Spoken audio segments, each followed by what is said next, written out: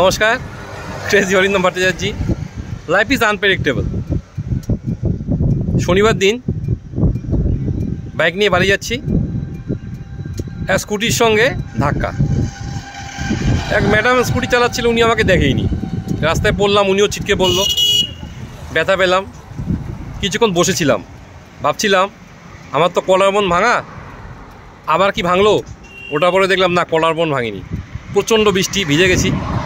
উঠলাম, বাড়ি গেলাম, দেখলাম পায়ে ব্যথা, ডান পায়ে ব্যথা, পিঠে অসহ্য যন্ত্রণা, একটা পেন কিলার খেলাম। তো একটাই ঈশ্বরকে ধন্যবাদ যে সেরকম বড় কিছু হয়নি। আমাকে অনেকেই বলে তোর বাইক চালানো ভালো না। আসলে বস, আমি যে পেশায় আছি না, এই পেশায় বাইকই আমাদের জীবন। I am a light vibrator LAC of India. আমাকে বাইকেই চলতে হয়, গাড়ি নিয়ে সব জায়গায় যাওয়া যায় না। বাইকে আমি খুব কমফোর্টেবল ফিট করি। তো প্রবাবিলিটি কিন্তু আমার অ্যাক্সিডেন্টের প্রবণতা অন্য সবার থেকে অনেক বেশি। হয়তো পৃথিবী ছেড়ে হয়তো একদিন এই অ্যাক্সিডেন্টেই মৃত্যু হতে পারে। তো আমি সবসময় লাইফ ইজ আনপ্রেডিক্টেবল। তার মধ্যেও কিন্তু শান্তি নেই, তার মধ্যেও কিন্তু পরের দিন থেকেই কাজে চলছি। ব্যথা, প্রচণ্ড পেইন পিঠে, বাইক চালাচ্ছি, অসুবিধা নেই, চলছে। এটাই জীবন, এই জিন্দেগি। আমার জায়গায় অন্য কেউ থাকলে রেস্ট নিত। আর কিসের রেস্ট?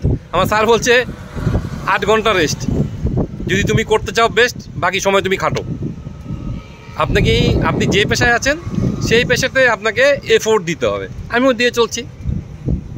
আমি একটা কথা বলি, এই জিন্দেগি, life is one time opportunity. ইচ্ছা করলে ঘরে শুয়ে থাকতে পারতাম, প্রচুর স্কোপ ছিল, কিন্তু না, চলতে হবে, এগিয়ে যেতে হবে। Always be in 5%। আমি একটা কথাই বলি, 5% হচ্ছে ক্রেজি পিপল আর 90% লেজি পিপল। আমি কিন্তু ক্রেজি পিপল। এই 5%-এর হাতে কিন্তু সারা দুনিয়া, সারা পৃথিবী কিন্তু 5% চালাচ্ছে। আমি সেই জায়গায় যেতে চাই, সেই জায়গায় থাকতে চাই। তা আমি সবাইকে বলবো, যারা ভিডিওটা দেখবেন, একটা কথা মনে রাখবেন যে অলওয়েজ বি ইন 5%, কারণ সারা পৃথিবী এই 5% চালাচ্ছে। ভালো থাকবেন।